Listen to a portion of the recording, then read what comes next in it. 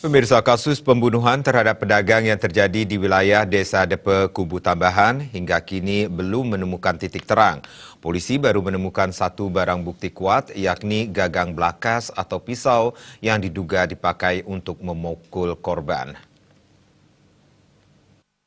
Berjalan kasus pembunuhan terhadap pedagang di Putu Sekar di kawasan Desa Depehe, Kecamatan Kubu Tambahan masih abu-abu.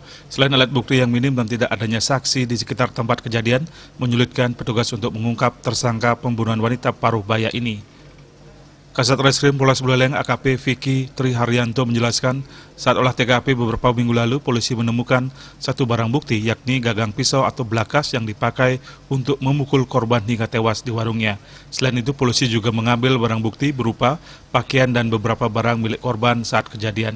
Hingga kini polisi masih melakukan pengembangan mendalam terhadap kasus ini. Bahkan polisi juga memeriksa lebih dari 10 saksi, baik dari keluarga maupun masyarakat sekitar.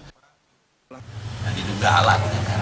Alhamdulillah juga sudah ada hasil dari itu bahwa menyatakan ada di sebuah gagang pisau atau apa? Belakas. Ditemukan luka belakas darah, dan ternyata telah kita ini kan rupanya identik dengan korban. Belakas itu ditemukan di mana? Di TKP. Di warungnya? Ya, di warungnya. Ya, yang jelas perkara ini masih kita dalami, kita masih cari saksi-saksi, kita akan secara perlahan-lahan. Vicky juga menjelaskan gagang pisau atau belakas tersebut diduga kuat dipakai untuk memukul kepala korban hingga tewas, mengingat pada gagang tersebut ditemukan sisa darah milik korban.